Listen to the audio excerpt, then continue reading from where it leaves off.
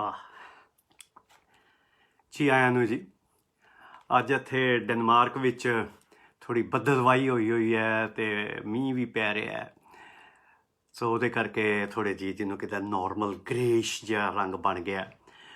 ਪਿਛਲੇ 5-7 ਦਿਨਾਂ ਵਿੱਚ ਬੜਾ ਅੱਛਾ ਮੌਸਮ, ਡੈਨਮਾਰਕ ਦੇ ਅੱਛੇ ਮੌਸਮ ਦਾ ਮਤਲਬ ਕਿ ਨਿੱਘੀ ਨਿੱਘੀ ਧੁੱਪ ਹੋਵੇ, ਟੈਂਪਰੇਚਰ 15 ਡਿਗਰੀ ਹੋਵੇ, ਉਹ ਚੱਲ ਰਿਹਾ ਸੀ। ਪਰ ਉਹਦੇ ਕਰਕੇ ਹੋਇਆ ਕਿ ਇੰਨੀ ਜ਼ਿਆਦਾ ਤਾਦਾਦ ਵਿੱਚ ਲੋਕੀ ਬਾਹਰ ਬਾਗਾਂ ਵਿੱਚ ਅਤੇ ਸਮੁੰਦਰ ਦੇ ਕਿਨਾਰੇ ਇਕੱਠੇ ਹੋਣੇ ਸ਼ੁਰੂ ਹੋ ਗਏ ਕਿ ਉਹ ਜਿਹੜੇ ਸਾਨੂੰ ਇੰਸਟਰਕਸ਼ਨਸ ਮਿਲੀਆਂ ਹੋਈਆਂ ਸਿਹਤ ਵਿਭਾਗ ਵੱਲੋਂ ਕਿ ਬਈ 10 ਤੋਂ ਜ਼ਿਆਦਾ ਇਕੱਠੇ ਨਾ ਹੋਵੋ, ਜਾਂ ਜਿਹੜੇ ਵੀ ਆਪਣਾ ਡਿਸਟੈਂਸ ਰੱਖਣਾ, ਫਿਜ਼ੀਕਲ ਡਿਸਟੈਂਸ, ਉਹਦੀ ਭੀੜਾਂ ਕੋਈ ਜ਼ਿਆਦਾ ਹੀ ਪੈਣ ਲੱਗ ਪਈਆਂ। ਪੁਲਿਸ ਵਾਲਿਆਂ ਨੇ ਜਾ ਕੇ ਥਾਂ 'ਤੇ ਲੋਕਾਂ ਨੂੰ ਕਿਹਾ, ਅਨਾਊਂਸਮੈਂਟਾਂ ਕੀਤੀਆਂ ਵੀ ਇੰਝ ਨਾ ਕਰੋ, ਪਰ ਫਿਰ ਵੀ ਕਈ ਲੋਕੀ ਜਿਹੜੇ ਸਨ ਉਹ ਹਟੇ ਨਹੀਂ। ਸੋ ਜਿਹਦੇ ਕਰਕੇ ਫਿਰ ਜਿਹੋ ਜਿਹਾ ਇਸ ਸਮੇਂ ਕਾਨੂੰਨ ਬਣਿਆ ਹੋਇਆ ਲੋਕਡਾਊਨ ਦੇ ਵੇਲੇ, ਉਹ ਪੁਲਿਸ ਨੂੰ ਕਈ ਥਾਵਾਂ ਦੇ ਉੱਤੇ ਬੜੇ ਲੋਕਾਂ ਨੂੰ ਜੁਰਮਾਨੇ ਕਰਨੇ ਪਏ ਕਿ ਜੇ 10 ਦਾ ਗਰੁੱਪ ਬੈਠਾ ਹੈ ਅਤੇ ਉਹ 'ਤੇ ਇਕੱਲੇ ਬੰਦੇ ਨੂੰ ਫਿਰ 2,500 ਡੇਨਿਸ਼ ਕਰੋਨੇ ਦੀ ਜਿਹੜੀ ਕਰੰਸੀ ਹੈ, ਮਤਲਬ 25,000 ਰੁਪਇਆ ਪਰ ਹੈੱਡ ਜੁਰਮਾਨੇ ਪਏ ਉਹ ਕੱਲ੍ਹ ਅਤੇ ਪਰਸੋਂ। ਅਤੇ ਉਹ ਪੁਲਿਸ ਨੇ ਕਿਹਾ ਹੋਇਆ ਕਿ ਬਈ ਸਾਨੂੰ ਇਹ ਕਈ ਚੀਜ਼ਾਂ ਨਹੀਂ ਤਾਂ ਬੈਨ ਕਰਨੀਆਂ ਪੈਣੀਆਂ। ਪਰ ਇਹ ਹੋਇਆ ਬੜਾ ਇੰਟਰਸਟਿੰਗ ਤਰੀਕੇ ਨਾਲ, ਭਾਵੇਂ ਜੁਰਮਾਨੇ ਚੁਭੇ, ਪਰ ਇੱਕ ਦੂਜੇ ਦੇ ਨਾ ਪਬਲਿਕ ਵੱਲੋਂ ਪੁਲਿਸ ਨੂੰ ਅਤੇ ਨਾ ਪੁਲਿਸ ਵੱਲੋਂ ਲੋਕਾਂ ਨਾਲ ਕੋਈ ਬਦਤਮੀਜ਼ੀ ਕੀਤੀ ਗਈ, ਕੋਈ ਡੰਡਾ ਲਾਠੀ ਚਾਰਜ ਕਰਨਾ ਪਿਆ। ਸੋ ਉਹ ਸੱਭਿਅਕ ਸਮਾਜ ਦੀਆਂ ਇਹ ਪੋਸੀਬਿਲਿਟੀਜ਼ ਹੈਗੀਆਂ। ਪਰ ਉਹ ਕਿਉਂਕਿ ਛੋਟਾ ਜਿਹਾ ਦੇਸ਼ ਹੈ, ਥੋੜ੍ਹੇ ਲੋਕੀ ਨੇ, ਅਤੇ ਇਹ ਸੱਭਿਅ ਹੋਣਾ ਥੋੜ੍ਹਾ ਜ਼ਿਆਦਾ ਸੌਖਾ ਹੋ ਜਾਂਦਾ ਹੈ। ਹਾਂਜੀ, ਜਿੱਥੇ ਭੀੜ ਪਈ ਹੋਵੇ, ਆਪੋ ਤਾਪੀ ਪੈ ਜਾਵੇ, ਮਾਰ ਧਾੜ ਹੋਵੇ, ਉੱਥੇ ਸੱਭਿਅਤਾ ਅਤੇ ਲਾਈਨ ਦੀ ਗੱਲ ਕਰਨੀ ਕਈ ਵਾਰ ਬੜੀ ਮੁਸ਼ਕਿਲ ਹੋ ਜਾਂਦੀ ਹੈ।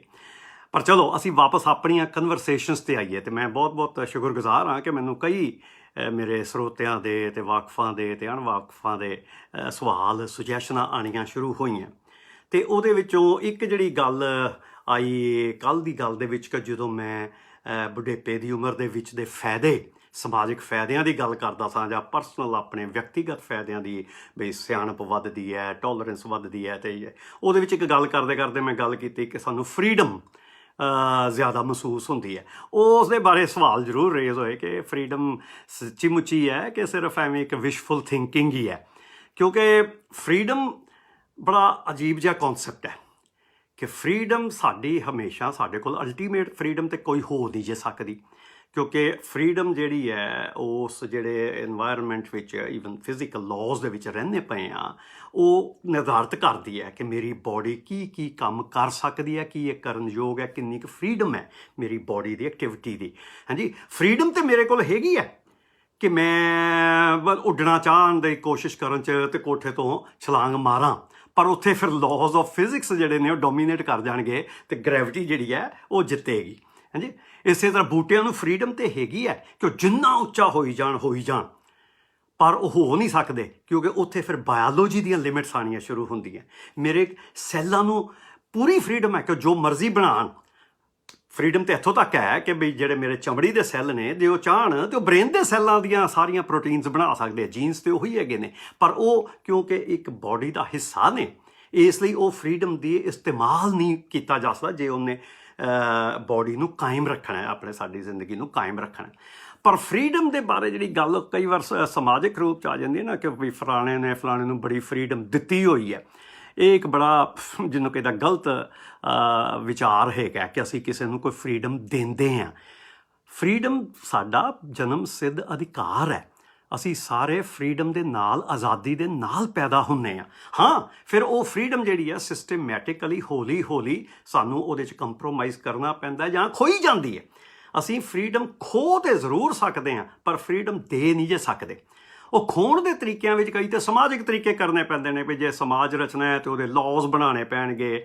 ਹਾਂਜੀ, ਕਿ ਕੀ ਕਰਨਾ ਕੀ ਨਹੀਂ। ਉਹ ਫਰੀਡਮ ਨੂੰ ਅਸੀਂ ਕਹਿ ਸਕਦੇ ਹਾਂ ਉਹ ਸਾਡੀ ਕੱਟੇਗੀ।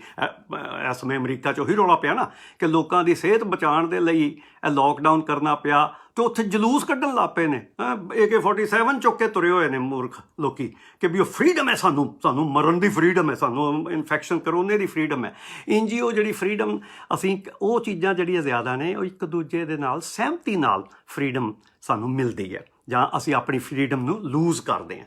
ਪਰ ਪ੍ਰੋਬਲਮ ਉਦੋਂ ਹੀ ਆਉਂਦੀ ਹੈ ਕਿ ਜਦੋਂ ਫਰੀਡਮ ਸਾਡੇ ਕੋਲੋਂ ਜ਼ਿਆਦਾ ਲਈ ਜਾਂਦੀ ਹੈ ਅਤੇ ਸਾਨੂੰ ਸਹਿਣੀ ਪੈਂਦੀ ਹੈ ਕਈ ਕਾਰਨਾਂ ਕਰਕੇ। ਹਾਂਜੀ। ਕਈ ਕਾਰਨਾਂ ਕਰਕੇ ਸਹਿਣੀ ਪੈਂਦੀ ਹੈ, ਉਹਦੇ 'ਚ ਪੈਸੇ ਦਾ ਕਾਰਨ ਹੋ ਸਕਦਾ, ਸਿਹਤ ਦਾ ਹੋ ਸਕਦਾ, ਰਿਸ਼ਤੇ ਨਾਤੇ, ਸ਼ਰਮ, ਪਤਾ ਨਹੀਂ, ਉਹਦੀਆਂ ਗੱਲਾਂ ਸ਼ਾਇਦ ਹੋਰ ਅੱਗੇ ਵਧਾਵਾਂਗੇ। ਪਰ ਇਹ ਜਿਹੜੀ ਮੈਂ ਗੱਲ ਕਰ ਰਿਹਾ ਸੀ ਨਾ, ਬੁਢੇਪੇ ਵਿੱਚ ਮੈਨੂੰ ਮਹਿਸੂਸ ਹੁੰਦਾ ਹੈ ਕਿ ਵੀ ਮੈਂ ਹੁਣ ਫ੍ਰੀ ਹਾਂ। ਉਹ ਮੈਨੂੰ ਪੁਆਇੰਟ ਆਊਟ ਕੀਤਾ ਕੁਝ ਦੋਸਤਾਂ ਮਿੱਤਰਾਂ ਨੇ ਕਿ ਹਾਂ ਬਈ, ਯੂਰਪ ਦੇ ਡੈਨਮਾਰਕ ਵਰਗੇ ਦੇਸ਼ 'ਚ ਰਹਿ ਕੇ ਤੁਸੀਂ ਕਹਿ ਸਕਦੇ ਹੋ ਕਿ ਮੈਂ ਆਪਣੇ ਬੁਢੇਪੇ ਦੇ ਵਿੱਚ ਹੁਣ ਫ੍ਰੀ ਫੀਲ ਕਰਦਾ, ਕਿਉਂਕਿ ਮੈਂ ਇਕਨੋਮਿਕਲੀ ਇੰਡੀਪੈਂਡੈਂਟ ਹਾਂ। ਮੇਰੀ ਲਾਈਫ ਦੇ ਵਿੱਚ ਕੋਈ ਬਹੁਤ ਜ਼ਿਆਦਾ ਦਖਲ ਨਹੀਂ ਹੈ, ਨਾ ਮੇਰੇ ਬੱਚਿਆਂ ਦਾ, ਨਾ ਮੇਰੇ ਪੜੋਸੀਆਂ ਦਾ, ਨਾ ਕਿਸੇ ਵੱਡੇ ਦਿੱਤੇ ਹੋਏ ਪੁਰਾਣੇ ਸੱਭਿਆਚਾਰਕ ਰੂਲਾਂ ਦਾ, ਸਿਵਾਏ ਕਿ ਲਾਅ ਦੇ ਵਿੱਚ ਮੈਂ ਜਿਵਾਂ। ਪਰ ਅਸਲ ਦੇ ਵਿੱਚ ਖਾਸ ਕਰਕੇ ਹਿੰਦੁਸਤਾਨ ਦੇ ਵਿੱਚ ਤੇ ਇਹ ਆ ਜਾਂਦਾ ਕਿ ਫਰੀਡਮ ਵਾਕਈ ਬੁਢੇਪੇ ਦੇ ਨਾਲ ਮਿਲਦੀ ਹੈ ਕਿ ਦਮ ਸਗੋਂ ਘੁੱਟਿਆ ਜਾਂਦਾ। ਇਹਦੀਆਂ ਲੱਖਾਂ ਐਗਜ਼ੈਂਪਲਾਂ ਤੁਹਾਨੂੰ ਆਸੇ-ਪਾਸੇ ਦਿਸਣਗੀਆਂ, ਆਪਣੇ ਘਰਾਂ 'ਚ ਦਿਸਣਗੀਆਂ। ਜਿਹੜੇ ਬਜ਼ੁਰਗ ਆਪਣੇ ਘਰ ਦੀ ਜ਼ਿੰਦਗੀ ਵਿੱਚ ਦੁਖੀ ਹੋਏ, ਇੱਕ ਤਾਂ ਸਰੀਰਕ ਉਹਨਾਂ ਦੀ ਕਮਜ਼ੋਰੀ ਹੈ। ਮੇਰੇ ਆਪਣੇ 'ਚ ਕੁਝ ਜਾਣੂ ਬੰਦੇ ਨੇ ਕਿ ਉਹ ਕਿਧਰੇ ਜਿਹੜੇ ਓਲਡ ਪੀਪਲਸ ਹੋਮ 'ਚ ਬਜ਼ੁਰਗਾਂ ਦੇ ਘਰ 'ਚ ਜਾਣਾ ਚਾਹੁੰਦੇ ਨੇ, ਉਹਨਾਂ ਦਾ ਪੁੱਤ ਨੂੰ ਉਹਨਾਂ ਨੂੰ ਇਜਾਜ਼ਤ ਹੀ ਨਹੀਂ ਦਿੰਦੇ। ਕਿਉਂ ਜੀ? ਕਿਉਂਕਿ ਸਾਡਾ ਫਿਰ ਨੱਕ ਕੱਟਿਆ ਜਾਏਗਾ। ਲੋਕੀ ਕੀ ਕਹਿਣਗੇ ਕਿ ਅਸੀਂ ਪਿਓ ਦੀ ਸਾਂਭ ਸੰਭਾਲ ਨਹੀਂ ਕਰ ਸਕਦੇ। ਹਾਂ, ਨਹੀਂ ਕਰ ਸਕਦੇ, ਤਾਂ ਹੀ ਉਹ ਜਾਣਾ ਚਾਹੁੰਦਾ, ਕਿਉਂਕਿ ਤੁਸੀਂ ਉਹਦੀ ਜ਼ਿੰਦਗੀ ਹਰਾਮ ਕੀਤੀ ਹੋਈ ਹੈ। ਜਿਵੇਂ ਅਸੀਂ ਆਪਣੇ ਲਈ ਫਰੀਡਮ ਮੰਗਦੇ ਹਾਂ ਕਿ ਮੈਨੂੰ ਜੋ ਵੀ ਬੋਲਣ ਦੀ ਆਜ਼ਾਦੀ, ਮੈਨੂੰ ਕਰਨ ਦੀ ਆਜ਼ਾਦੀ ਹੋਵੇ, ਤੇ ਉਹ ਫਰੀਡਮ ਅਸੀਂ ਦੂਜੇ ਦੀ ਫਿਰ ਕਿਉਂ ਖੋਹਦੇ ਹਾਂ? ਬਜ਼ੁਰਗ ਬੰਦਾ ਜਰਾ ਜਿੰਨੀ ਆਪਣੀ ਮਰਜ਼ੀ ਦੇ ਨਾਲ ਜਿਉਣਾ ਚਾਹਵੇ, ਖਾਣਾ ਪਹਿਨਣਾ ਚਾਹਵੇ, ਖੇਡਣਾ ਚਾਹਵੇ, ਉਹਦੇ ਬਾਰੇ ਸਮਾਜ ਦੀਆਂ ਕਿੰਨੀਆਂ ਰਿਸਟ੍ਰਿਕਸ਼ਨਸ ਆਉਣੀਆਂ ਸ਼ੁਰੂ ਹੋ ਜਾਂਦੀਆਂ। ਮੁਹਾਵਰੇ ਬਣੇ ਹੋਏ ਨੇ। ਬਜ਼ੁਰਗ ਜਦੋਂ ਕੋਈ 50 ਸਾਲ ਦੀ ਉਮਰ ਦਾ 50 ਸਾਲ ਦੀ ਸਾਥ ਉਹਦਾ ਛੁੱਟ ਜਾਂਦਾ ਹੈ, ਉਹਦੀ ਵਹੁਟੀ ਚੱਲ ਵਸੀ ਜਾਂ ਉਹਦਾ ਘਰ ਵਾਲਾ ਚੱਲ ਵਸਿਆ, ਉਹ ਹੁਣ ਕੋਈ ਨਵਾਂ ਸਾਥ ਲੱਭਣਾ ਚਾਹੁੰਦਾ, ਲਓ ਵਕਤਾ ਹੀ ਪੈ ਜਾਂਦਾ।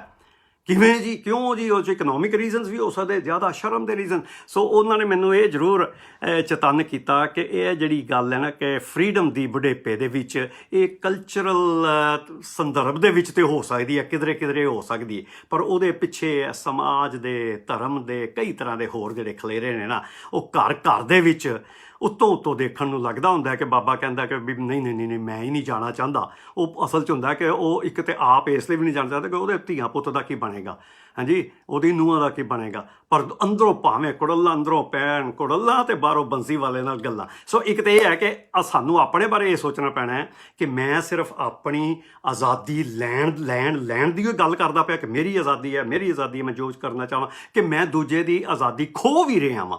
ਕਿ ਉਹ ਤੂੰ ਕੀ ਕਰਦਾ ਪਿਆ ਓਏ, ਹੁਣ ਤੂੰ ਬੁੱਢਾ ਹੋ ਗਿਆ, ਮੈਂ ਬੁੱਢਾ ਘੋੜਾ, ਕੀ ਕਰਦਾ, ਚੁੱਪ ਕਰ, ਖੇਡ ਨਹੀਂ ਕਰਨਾ, ਚੰਗਾ ਭੋਜਨ ਨਹੀਂ ਖਾਣਾ। ਇਹਨੂੰ ਜਰਾ ਵਿਚਾਰਨਾ ਚਾਹੀਦਾ। ਸੋ ਹੈ ਬੜਾ ਵੱਡਾ ਇਸ਼ੂ। ਮੈਂ ਚੰਗੀਆਂ ਗੱਲਾਂ ਤੇ ਬੁਢੇਪੇ ਦੀਆਂ ਲੱਭ ਰਿਹਾ ਸਾਂ ਤੇ ਉਹਦੇ 'ਚ ਫਰੀਡਮ ਆਇਆ ਤੇ ਸੀ, ਪਰ ਉਹਦੇ ਬਾਰੇ ਮੈਨੂੰ ਸੋਚਣ ਤੇ ਦੁਬਾਰਾ ਸੋਚਣਾ ਪੈਣਾ ਕਿ ਬਈ ਐਵੇਂ ਫਰੀਡਮ ਇੱਕ ਆਈਡੀਅਲ ਜੀ ਸਟੇਟ ਦੀ ਮੈਂ ਗੱਲ ਕਰ ਰਿਹਾ, ਵਿਸ਼ਫੁਲ ਥਿੰਕਿੰਗ ਹੈ ਕਿ ਉਹਦੀ ਪੋਸੀਬਿਲਿਟੀ ਹੈ।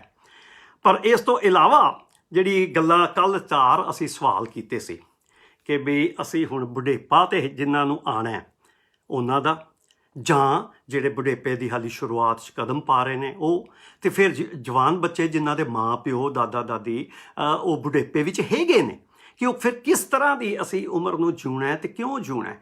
ਕਿ ਅਸੀਂ ਅਲਟੀਮੇਟ ਸਵਾਲ ਇਹ ਕਿ ਵੀ ਉਹਨੂੰ ਅਮਰ ਹੋ ਜਾਣਾ ਕਿ ਕਦੇ ਮਰੀਏ ਹੀ ਨਾ, ਉਹ ਹੈ ਕਿ ਲੰਬੀ ਉਮਰ ਤੇ ਹੋਵੇ ਪਰ ਸਾਨੂੰ ਬੁਢੇਪੇ ਦੀਆਂ ਬਿਮਾਰੀਆਂ ਨਾ ਆਉਣ, ਜਾਂ ਬੁਢੇਪੇ ਦੀ ਸਪੀਡ ਹੀ ਸਲੋ ਹੋ ਜਾਵੇ ਕਿ ਅਸੀਂ ਹੌਲੀ ਹੌਲੀ ਬੁੱਢੇ ਹੋਈਏ, ਤੇ ਜਾਂ ਫਿਰ ਜਿੰਨੇ ਬੁੱਢੇ ਹੋਏ ਆ ਉਹਨੂੰ ਵੀ ਰੀਜੂਵੀਨੇਸ਼ਨ, ਉਹਨੂੰ ਦੁਬਾਰਾ ਜਵਾਨੀ ਦੇ ਵਿੱਚ ਚਲੇ ਜਾਈਏ। ਹੁਣ ਇਹਦੇ ਬਾਰੇ ਕੁਝ ਦੋਸਤਾਂ ਦੀ ਰਾਇਆਂ ਆਉਣੀਆਂ ਸ਼ੁਰੂ ਹੋਈਆਂ ਕਿ ਲੱਭਣਾ ਪੈਣਾ।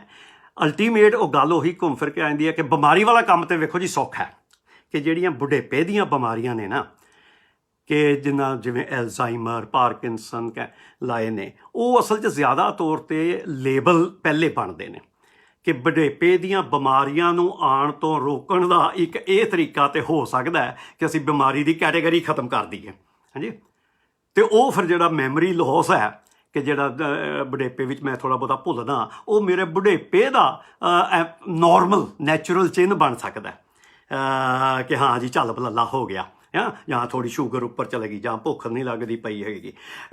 ਕਿਉਂਕਿ ਬਿਮਾਰੀਆਂ ਕਈ ਮਾਮਲਿਆਂ ਵਿੱਚ ਨਾ ਉਹ ਸਿਰਫ ਸਾਡਾ ਆਪਣਾ ਹੀ ਮੈਡੀਕਲ ਪ੍ਰੋਫੈਸ਼ਨ ਦਾ ਇੱਕ ਆਰਬੀਟਰੇਰੀ ਜਿਹਾ ਕੱਟ ਪੁਆਇੰਟ ਹੈ ਕਿ ਅਸੀਂ ਕਿਹੜੀ ਰੀਡਿੰਗ ਸਰੀਰ ਦੀ ਲਈਏ, ਕਿ ਜਦੋਂ ਅਸੀਂ ਉਹਨੂੰ ਕਹਿਣਾ ਕਿ ਬਲੱਡ ਪ੍ਰੈਸ਼ਰ ਜਿਹੜਾ ਵੈ ਹੁਣ ਤੇਰੀ ਬਿਮਾਰੀ ਦੇ ਵਿੱਚ ਜਾ ਰਿਹਾ। ਕਿਉਂਕਿ ਬਾਇਓਲੋਜੀ ਨੇ ਦੱਸਿਆ ਕਿ ਸਰੀਰ ਵਿੱਚ ਬੜੀਆਂ ਤਬਦੀਲੀਆਂ ਹੋ ਰਹੀਆਂ ਹੁੰਦੀਆਂ ਤੇ ਸਾਰੀਆਂ ਜਿਹੜੀਆਂ ਤਬਦੀਲੀਆਂ ਨੇ ਨਾ ਉਹ ਕੋਈ ਨੁਕਸਾਨਦੇਹ ਤਬਦੀਲੀਆਂ ਨਹੀਂ। ਉਹਦੀ ਅਸੀਂ ਬਾਅਦ ਚ ਵੀ ਗੱਲ ਕਰਾਂਗੇ ਇੰਟਰਵੈਂਸ਼ਨਸ ਵੇਲੇ, ਜਦੋਂ ਸਾਡੇ ਹਾਰਮੋਨ ਲੈਵਲ ਘਟਦੇ ਨੇ ਉਹ ਅਸਲ 'ਚ ਸਾਡੀ ਸਿਹਤ ਦੇ ਲਈ ਜ਼ਰੂਰੀ ਨੇ ਘਟਣੇ, ਕਿਉਂਕਿ ਜੋ ਨਹੀਂ ਘਟਣਗੇ ਤੇ ਸਾਡਾ ਜ਼ਿਆਦਾ ਨੁਕਸਾਨ ਹੋਏਗਾ। ਇਹ ਮੈਂ ਸਮਝਾਵਾਂਗਾ ਫਿਰ ਅੱਗੇ ਜਾ ਕੇ ਗੱਲ। ਜੀ ਜਦੋਂ ਜੇ ਆਸੇ-ਪਾਸੇ ਜ਼ਿਆਦਾ ਮੋਟਾਪਾ ਜਾਂ ਫੈਟ ਇਕੱਠੀ ਹੁੰਦੀ ਹੈ, ਉਹ ਬੋਡੀ ਕੋਸ਼ਿਸ਼ ਤੇ ਕਰ ਰਹੀ ਹੈ ਪਰ ਉਸ ਬੋਡੀ ਕੇ ਉਹਨੂੰ ਕਾਬੂ 'ਚ ਰੱਖੇ, ਪਰ ਉਹ ਫੈਟ ਦਾ ਇੱਕ ਫਾਇਦਾ ਵੀ ਹੈ ਕਿ ਜਦੋਂ ਡਿੱਗਦੇ ਆ ਤੇ ਉਹ ਹੱਡੀਆਂ ਨੂੰ ਟੁੱਟਣ ਤੋਂ ਬਚਾਉਂਦੀ ਹੈ। ਬਹੁਤ ਪਤਲਾ ਇਨਸਾਨ ਜਿਹੜਾ ਉਹਦੀ ਹੱਡੀਆਂ ਟੁੱਟਦੀਆਂ ਨੇ ਬੁੱਢੇ ਬਾਰੇ ਜਾ ਕੇ, ਕਿਉਂਕਿ ਬਾਕੀ ਹਾਰਮੋਨ ਨਹੀਂ ਬਣੇ, ਨਵੀਂ ਕੈਲਸ਼ੀਅਮ ਨਹੀਂ ਉਹਦੇ ਵਿੱਚ ਜਾ ਰਿਹਾ ਹੈ ਜੀ। ਸੋ ਇਹਨਾਂ ਬ੍ਰਿੰਗ ਹੈਲੇਰੋਥਨ ਬ੍ਰਿੰਗ them ਔਨ ਕੈਮਰਾ, ਨਹੀਂ ਨੈਵਰ ਮਾਈਂਡ। ਸੋ ਬਿਮਾਰੀਆਂ ਦੀ ਤਾਂ ਇੰਟਰਸਟਿੰਗ ਗੱਲ ਇਹ ਹੋ ਸਕਦੀ ਹੈ ਕਿ ਕੋਈ ਅੱਜ ਤੋਂ 20 ਸਾਲ ਪਹਿਲੇ ਨਾ ਇੱਕ ਦਿਨ ਦੇ ਵਿੱਚ ਕੋਈ 2 ਕਰੋੜ ਲੋਕੀ ਉਹਨਾਂ ਨੂੰ ਸ਼ੂਗਰ ਦੀ ਬਿਮਾਰੀ ਹੋ ਗਈ ਇੱਕ ਦਿਨ 'ਚ। ਹਾਂਜੀ, ਉਹ ਕਿਵੇਂ ਹੋਈ? ਕਿਉਂਕਿ ਪਹਿਲੇ ਜਿਹੜੀ ਬਿਮਾਰੀ ਦਾ ਕੱਟ ਪੁਆਇੰਟ ਸੀ ਸ਼ੂਗਰ ਦਾ, ਜਿਵੇਂ ਡੈਨਮਾਰਕ ਦੇ ਵਿੱਚ ਅਸੀਂ ਕਹਿੰਦੇ ਹਾਂ ਕਿ ਵੀ ਜੇ 8 ਮਿਲੀਮੋਲਰ, ਮੇਰੇ ਖਿਆਲ 'ਚ ਉਹ ਬਣਦਾ ਵਾ 120 ਦੀ ਰੀਡਿੰਗ ਹਿੰਦੁਸਤਾਨ ਦੇ ਹਿਸਾਬ ਸਿਰ ਹੁਣ, ਕਿ ਉਹ ਜਿਹੜੀ ਹੈ ਉਹ ਕੱਟ, ਜੇ ਉੱਥੋਂ ਤੱਕ ਸ਼ੂਗਰ ਹੋਵੇ ਤੇ ਹੁਣ ਉਹਨੂੰ ਡਾਇਬੀਟਿਸ ਕਹਿੰਦੇ ਆ, ਪਰ ਪਹਿਲੇ ਹੁੰਦਾ ਸੀ ਉਹਦਾ ਕੱਟ ਪੁਆਇੰਟ 150 ਤੇ। ਸੋ ਜੇ ਉਹ 150 ਦੀ ਸ਼ੂਗਰ ਤੋਂ ਉੱਪਰ ਜਾਵੇ ਤਾਂ ਉਹਨੂੰ ਅਸੀਂ ਬਿਮਾਰੀ ਦਾ ਨਾਂ ਦਿੰਦੇ ਸਾਂ। ਫਿਰ ਪਰ ਸਾਇੰਸਦਾਨਾਂ ਨੇ ਤੇ ਕਈ ਕਾਰਨਾਂ ਕਰਕੇ ਉਹਦੀ ਜਦੋਂ ਲਿਮਿਟ ਇੱਕਦਮ 120 ਤੇ ਲੈ ਆਂਦੀ, ਇੱਕੋ ਦਿਨ ਦੇ ਵਿੱਚ ਕਰੋੜਾਂ ਬੰਦਿਆਂ ਨੂੰ ਬਿਮਾਰੀ ਦਾ ਲੇਬਲ ਲੱਗ ਗਿਆ। ਇੰਜ ਇਹ ਰਾਜਨੀਤਿਕ ਲੋਕ ਕਰਦੇ ਹੁੰਦੇ ਨੇ, ਹਾਂਜੀ, ਗਰੀਬੀ ਦਾ ਇਲਾਜ ਕਰਨਾ, ਕਿ ਗਰੀਬੀ ਦੀ ਰੇਖਾ ਹੀ ਜਿਹੜੀ ਹੈ ਉਹਨੂੰ ਉੱਤੋਂ ਚੁੱਕ ਕੇ ਥੱਲੇ ਕਰ ਦਿਓ, ਆਪੇ ਗਰੀਬੀ ਦੂਰ ਹੋ ਗਈ। ਸੋ ਉਹ ਇੱਕ ਨੰਬਰਸ ਦੀ ਗੇਮ ਹੈ ਕਿ ਬਿਮਾਰੀ ਕਿਹਨੂੰ ਕਹਿੰਦੇ ਆ ਤੇ ਬਿਮਾਰੀ ਕਿਹਨੂੰ ਨਹੀਂ ਕਹਿੰਦੇ। ਇਹ ਆਪਣੇ ਆਪ 'ਚ ਬੜਾ ਵੱਡਾ ਵਿਸ਼ਾ ਜਿਹਦੇ ਮੈਂ ਗੱਲਬਾਤ ਤੁਹਾਡੇ ਨਾਲ ਹੋਰ ਕਰਨੀ ਚਾਹਾਂਗਾ ਕਿ ਕਿਹੜੇ ਲੈਵਲ ਤੇ ਬਿਮਾਰੀ ਅਸੀਂ ਕਹਿੰਦੇ ਆ। ਤੇ ਬਿਮਾਰੀ ਦਾ ਜਿਹੜੀ ਕਨਸੈਪਟ ਆ ਉਹ ਬਦਲਦਾ ਰਹਿੰਦਾ ਸਮਾਜ ਦੇ ਵਿੱਚ। ਕੋਈ ਸਮਾਂ ਸੀ ਹੁਣੇ 10 ਸਾਲ ਤੱਕ ਵੈਸਟ ਦੇ ਵਿੱਚ ਵੀ 10-20 ਸਾਲ ਤੱਕ ਕਿ ਹੋਮੋਸੈਕਸ਼ੁਅਲਿਟੀ ਵੀ ਬਿਮਾਰੀ ਸੀ। ਹਿੰਦੁਸਤਾਨ 'ਚ ਸ਼ਾਇਦ ਹਾਲੀ ਵੀ ਬਿਮਾਰੀ ਹੋਈ, ਇਹਨੂੰ ਮੰਨਿਆ ਜਾਂਦਾ ਕਈ ਯੋਗੀਆਂ ਵੱਲੋਂ, ਇਹ ਤਾਂ ਇਲੀਗਲ ਵੀ ਮੰਨਿਆ ਜਾਂਦਾ। ਪਰ ਇੰਜ ਜਿਵੇਂ ਅਸੀਂ ਕਿਹਾ ਏਜਿੰਗ ਬਿਮਾਰੀ ਹੈ ਕਿ ਨਹੀਂ, ਉਹ ਫਿਰ ਕੰਡੀਸ਼ਨਸ ਆਉਂਦੀਆਂ ਕਿ ਮੋਟਾਪਾ ਬਿਮਾਰੀ ਹੈ ਕਿ ਨਹੀਂ, ਮੈਂਸਟਰੂਏਸ਼ਨ ਬਿਮਾਰੀ ਹੈ ਕਿ ਨਹੀਂ। ਹਾਂਜੀ, ਇਹ ਸਾਰੀਆਂ ਚੀਜ਼ਾਂ ਬਿਮਾਰੀ ਅਸੀਂ ਕਿਹਨੂੰ ਕਹਿੰਦੇ ਆ ਤੇ ਕਿਹੜੇ ਕਲਚਰਲ ਕੌਨਟੈਕਸਟ ਵਿੱਚ ਕਹਿੰਦੇ ਆ, ਉਹ ਇੱਕ ਬੜਾ ਵੱਡਾ ਆਪਣੇ ਆਪ ਦੇ ਵਿੱਚ ਬੜਾ ਦਿਲਚਸਪ ਟੌਪਿਕ ਹੈ। ਕਦੇ ਇਹਦੇ ਬਾਰੇ ਫਿਰ ਗੱਲ ਵਧਾਵਾਂਗੇ। ਸੋ ਬਿਮਾਰੀਆਂ ਦਾ ਇਲਾਜ ਕਰਨਾ ਜਾਂ ਮੈਨੇਜਮੈਂਟ ਕਰਨੀ, ਉਹਦੇ ਉੱਤੇ ਤੇ ਸਾਰੇ ਅਸੀਂ ਬਾਇਓਜੈਰੈਂਟੋਲੋਜੀ ਤੇ ਮੈਡੀਕਲ ਜਰੀਆਟ੍ਰਿਕਸ ਦੇ ਲੋਕੀ ਬੜੀਆਂ ਮਿਹਨਤਾਂ ਕਰਕੇ ਨਵੇਂ ਤੋਂ ਨਵੇਂ ਤਰੀਕੇ ਲੱਭ ਰਹੇ ਨੇ। ਸੋ ਉਹ ਜੇ ਤੁਸੀਂ ਚਾਹੁੰਦੇ ਹੋ ਕਿ ਬਈ ਬੁਢੇਪਾ ਤੇ ਹੋਵੇ ਤੇ ਸਾਨੂੰ ਬਿਮਾਰੀਆਂ ਨਾ ਹੋਣ, ਉਹ ਵੀ ਇੱਕ ਅਪਰੋਚ ਆ। ਕਿਵੇਂ ਕਰਨੀ ਹੈ ਉਹਦੀ ਫਿਰ ਗੱਲ ਕਰਨੀ। ਫਿਰ ਦੂਜੇ ਪਾਸੇ ਉਹਦੀ ਆਉਂਦੀ ਹੈ ਕਿ ਵੀ ਅਸੀਂ ਜੇ ਜਵਾਨ ਹੋ ਜਾਈਏ, ਬਈ ਜਵਾਨ ਨਹੀਂ ਹੋਣੀ ਜਾਂ ਬੁਢੇਪੇ ਨੂੰ ਸਲੋ ਕਰਨਾ, ਇਹ ਸਾਰੀਆਂ ਚੀਜ਼ਾਂ ਦਾ ਫਿਰ ਜਿਹੜਾ ਆਪਸ ਦੇ ਵਿੱਚ ਤਲਕ ਹੈ ਨਾ, ਉਹ ਇਸ ਚੀਜ਼ 'ਤੇ ਜੁੜਿਆ ਹੈ ਕਿ ਸਾਨੂੰ ਫਿਰ ਆਪਣੀ ਜ਼ਿੰਦਗੀ ਦੇ ਵਿੱਚ ਆਪਣੀ ਸਿਹਤ ਨੂੰ ਕਾਇਮ ਰੱਖਣ ਦੇ ਤਰੀਕੇ ਲੱਭਣੇ ਪੈਣੇ ਆ। ਕਿ ਸਿਹਤ ਜਿਹੜੀ ਕਾਇਮ ਹੈ ਉਹ ਸਰੀਰਕ ਸਿਹਤ ਵੀ ਹੈ, ਮਾਨਸਿਕ ਸਿਹਤ ਵੀ ਹੈ, ਸਮਾਜਿਕ ਸਿਹਤ ਵੀ ਹੈ, ਹਰ ਤਰ੍ਹਾਂ ਦੀ ਸਿਹਤ ਦੀ ਗੱਲ ਕਰਦੇ ਹਾਂ। ਅਤੇ ਇਹ ਜਿਹੜਾ ਹੈਲਥ ਦਾ ਇਸ਼ੂ ਹੈ ਨਾ, ਸਾਰੇ ਪਾਸੇ ਸਿਹਤ ਵਿਭਾਗ ਤੇ ਹੁੰਦੇ ਨੇ, ਹੈਲਥ ਡਿਪਾਰਟਮੈਂਟ ਹੁੰਦੇ ਨੇ, ਹੈਲਥ ਮਿਨਿਸਟਰੀਆਂ ਹੁੰਦੀਆਂ ਨੇ, ਪਰ ਅਸਲ ਵਿੱਚ ਹੈਲਥ ਦੇ ਬਾਰੇ ਕੰਮ ਨਹੀਂ ਕੋਈ ਕਰਦਾ। ਹੈਲਥ ਦੀ ਉਹਦੀ ਪ੍ਰੋਬਲਮ ਇਹ ਹੈ ਕਿ ਸਾਨੂੰ ਅਜੇ ਤੱਕ ਇਹ ਨਹੀਂ ਪਤਾ ਕਿ ਹੈਲਥ ਹੁੰਦੀ ਕੀ ਹੈ। ਆਮ ਤੌਰ 'ਤੇ ਅਸੀਂ ਹੈਲਥ ਨੂੰ ਨਾ ਬੜੇ ਸੌਖੇ ਜਿਹੇ ਤਰੀਕੇ ਨਾਲ ਐਬਸੈਂਸ ਆਫ ਡਿਜ਼ੀਜ਼, ਕਿ ਜੇ ਬਿਮਾਰੀ ਨਹੀਂ ਹੈ ਤੇ ਉਹ ਹੈਲਦੀ ਹੈ, ਹਾਂਜੀ, ਪਰ ਜੇ ਬਿਮਾਰੀ ਦਾ ਲੈਵਲ ਹੀ ਨਾ ਹੋਵੇ ਤੇ ਫਿਰ ਤਾਂ ਸਾਰੇ ਹੀ ਹੈਲਦੀ ਹੋ ਗਏ, ਇਹ ਵੀ ਨਹੀਂ ਹੈ। ਸੋ ਹੈਲਥ ਕੀ ਹੁੰਦੀ ਹੈ, ਇਹ ਐਸਾ ਵੱਡਾ ਇਸ਼ੂ ਹੈ ਕਿ ਈਵਨ ਜਿਹੜਾ WHO ਦੇ ਕੋਲ ਵੀ ਉਹਦੀ ਕੋਈ ਖਾਸ ਸਫਾਈ ਦੀ ਪਰਿਭਾਸ਼ਾ ਨਹੀਂ ਹੈਗੀ ਕਿ ਜੀ 'ਚੋਂ ਸਮਝ ਲੱਗੇ ਕਿ ਹੈਲਥ ਕੀ ਹੈ। ਹੈਲਥ ਦੀ ਡੈਫੀਨੇਸ਼ਨ ਤੁਹਾਨੂੰ ਪਤਾ WHO ਦੀ ਕੀ ਹੈ, ਜਿਹੜੀ ਕਿ ਅਸਲ 'ਚ 1948 ਦੇ ਵਿੱਚ ਕਿਧਰੇ ਕ੍ਰੀਏਟ ਕੀਤੀ ਸੀ ਤੇ ਉਹਦੇ ਵਿੱਚ ਥੋੜ੍ਹੀ ਬਹੁਤੀ ਵੇਰੀਏਸ਼ਨ ਆਉਂਦੀ। ਇੰਗਲਿਸ਼ 'ਚ ਉਹਦੀ ਡੈਫੀਨੇਸ਼ਨ ਹੈ ਕਿ health is a complete state of physical, mental and social well-being and not just absence of disease। ਕਿ ਸਮਾਜਿਕ ਤੇ ਸਰੀਰਕ ਤੇ ਮਾਨਸਿਕ ਰੂਪ ਦੀ ਤੁਹਾਡੀ ਵੈਲਬੀਇੰਗ ਨੂੰ ਪੰਜਾਬੀ 'ਚ ਮੈਂ ਕੀ ਕਹਾਂ, ਖੁਸ਼ ਭਾਵਨਾ, ਚੰਗਾ ਫੀਲ ਕਰਨ ਦਾ, ਉਹ ਹੈ ਹੈਲਥ ਦੀ ਸਟੇਟ, ਕੰਪਲੀਟ ਸਟੇਟ। ਉਹਦੇ ਵਿੱਚ ਪ੍ਰੋਬਲਮ ਇਹ ਹੈ ਡੈਫੀਨੇਸ਼ਨ ਦੀ ਇਹ ਹੈ ਕਿ ਸਾਨੂੰ ਫਿਰ ਵੈਲਬੀਇੰਗ ਦੀ ਸਮਝ ਨਹੀਂ ਆਉਂਦੀ ਕਿ ਵੈਲਬੀਇੰਗ ਕੀ ਹੈ। ਵੈਲਬੀਇੰਗ ਮਿਣੀ ਜਾ ਸਕਦੀ ਹੈ ਮੇਰੇ ਤਰੀਕੇ ਨਾਲ ਕਿ ਤੁਹਾਡੇ ਆਪਣੇ ਤਰੀਕੇ ਨਾਲ। ਸੋ ਇਹ ਇੱਕ ਬੜਾ ਵੱਡਾ ਮਸਲਾ ਹੈ ਕਿ ਹੈਲਥ ਨੂੰ ਅਸੀਂ ਕਿਵੇਂ ਐਕਸਪਲੇਨ ਕਰਦੇ ਹਾਂ। ਜਦੋਂ ਅਸੀਂ ਹੈਲਥ ਪ੍ਰਮੋਸ਼ਨ ਦੀ ਵੀ ਗੱਲ ਕਰਦੇ ਹਾਂ ਕਿ ਸਾਨੂੰ ਸਿਹਤਮੰਦ ਹੋਣਾ ਚਾਹੀਦਾ, ਸਾਰੀਆਂ ਸਰਕਾਰਾਂ ਕਰਦੀਆਂ, ਉਹ ਕਿਸੇ ਵੀ ਏਜ ਤੇ ਹੋਣਾ ਚਾਹੀਦਾ। ਕਿਉਂਕਿ ਜਿਵੇਂ ਪੁੱਛਣ ਲੱਗ ਪਾ ਜਿਵੇਂ ਸਾਇੰਸਦਾਨ ਨੇ ਵੀ ਕਿਉਂ ਮੈਨੂੰ ਹੈਲਦੀ ਕਿਉਂ ਹੋਣਾ ਚਾਹੀਦਾ, ਮੈਨੂੰ ਸਿਹਤਮੰਦ ਕਿਉਂ ਹੋਣਾ ਚਾਹੀਦਾ, ਤੇ ਆਮ ਤੌਰ ਤੇ ਜਵਾਬ ਇਹੀ ਦਿੱਤਾ ਜਾਂਦਾ, ਜੇ ਤੂੰ ਸਿਹਤ ਦੇ ਨਹੀਂ ਹੋਏਗਾ ਨਾ ਤੇ 20 ਸਾਲਾਂ ਨੂੰ ਫਲਾਣਾ ਕੈਂਸਰ ਹੋ ਜਾਏਗਾ, 30 ਸਾਲਾਂ ਨੂੰ ਇਹ ਬਿਮਾਰੀ ਆਏਗੀ, ਉਹ 'ਚ ਅਲਜ਼ਾਈਮਰ ਆਏਗਾ, ਉਹ 'ਚ ਸ਼ੂਗਰ ਵਧੇਗੀ, ਉਹਦੇ ਵਿੱਚ ਜੇ ਤੂੰ ਆਪਣੀ ਕਸਰਤਾਂ ਨਾ ਕਰਦਾ ਰਿਹਾ ਤੇ ਮਸਲਸ ਤੇਰੇ ਘਟਣੇ ਸ਼ੁਰੂ ਹੋਏ ਤੇ ਸਾਰਕੋਪੀਨੀਆ ਆ ਜਾਏਗਾ।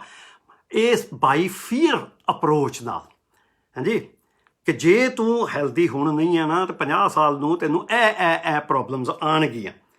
ਇਹਨੂੰ ਅਸੀਂ ਕਹਿੰਦੇ ਹਾਂ ਫੀਅਰ ਮੌਂਗਰਿੰਗ ਦਾ ਪੁਰਾਣਾ ਤਰੀਕਾ, ਜਿਹੜਾ ਸਾਨੂੰ ਐਥਿਕਸ ਵੀ ਸਿਖਾਉਂਦਾ ਕਿ ਜਦੋਂ ਮੈਂ ਛੋਟਾ ਬੱਚਾ, ਮੇਰਾ ਬੇਟਾ ਛੋਟਾ ਸੀ 5-7 ਸਾਲ ਦਾ, ਤੇ ਜੇ ਉਹਨੂੰ ਅਸੀਂ ਸਿਖਾਉਂਦੇ ਸੀ ਵੀ ਅੱਛਾ ਇਹ ਦੁਕਾਨ 'ਤੇ ਅਸੀਂ ਚੱਲੇ ਹਾਂ ਅਤੇ ਇੱਥੋਂ ਕੋਈ ਚੀਜ਼ ਹੈ ਜੇ ਬਗੈਰ ਪੁੱਛਿਓ ਨਹੀਂ ਚੁੱਕਣੀ, ਹਾਂਜੀ, ਜਾਂ ਜੇ ਉਹਨੇ ਕੋਈ ਗਲਤ ਗੱਲ ਕਹੀ ਹੈ ਜਿਹਨੂੰ ਮੈਂ ਝੂਠ ਕਹਿੰਦਾ ਵਾਂ ਤੇ ਮੈਂ ਵੀ ਝੂਠ ਨਹੀਂ ਬੋਲਣਾ, ਤੇ ਉਹ ਕਹਿੰਦਾ ਸੀ ਕਿਉਂ ਜੀ, ਹਾਂ, ਉਹ ਕਿਉਂ ਦਾ ਜਵਾਬ ਕੀ, ਤੇ ਕਿਹੜੇ ਨੇ ਸਾਡੇ ਟਰਡੀਸ਼ਨਲ ਤਰੀਕੇ ਸਾਡੇ ਐਥੀਕਲ ਬਿਹੇਵੀਅਰ ਨੂੰ ਇੰਪਰੂਵ ਕਰਦੇ, ਕਿਉਂਕਿ ਨਹੀਂ ਤੇ ਤੈਨੂੰ ਉਹ ਫਿਰ ਸਜ਼ਾ ਮਿਲੇਗੀ, ਭਾਵੇਂ ਉਹ ਕਰਮ ਥਿਊਰੀ ਵਾਲੀ ਸਜ਼ਾ ਹੋਵੇ, ਭਾਵੇਂ ਉਹ ਨਰਕ ਦੇ ਕੌਨਸੈਪਟ ਵਾਲੀ ਸਜ਼ਾ ਹੋਵੇ। ਤੇ ਮੈਂ ਚੰਗਾ ਕਿਉਂ ਹੋਵਾਂ, ਕਿਉਂਕਿ ਫਿਰ ਤੈਨੂੰ ਉਹਦੇ 'ਚ ਇਨਾਮ ਮਿਲੇਗਾ, ਤੈਨੂੰ ਉਹਦੀ ਪ੍ਰਭੂ ਵੱਲੋਂ ਮਿਲੇਗਾ ਜਾਂ ਜਿੱਥੋਂ ਵੀ। ਸੋ ਉਹ ਅੰਡਾ ਤੇ ਡੰਡਾ, ਕਿ ਜੇ ਤੇ ਚੰਗਾ ਬਿਹੇਵ ਕਰੇਗਾ, ਚੰਗਾ ਮਨੁੱਖ ਹੋਏਗਾ ਤੇ ਅੰਡਾ, ਤੇ ਜੇ ਨਹੀਂ ਤੇ ਡੰਡਾ।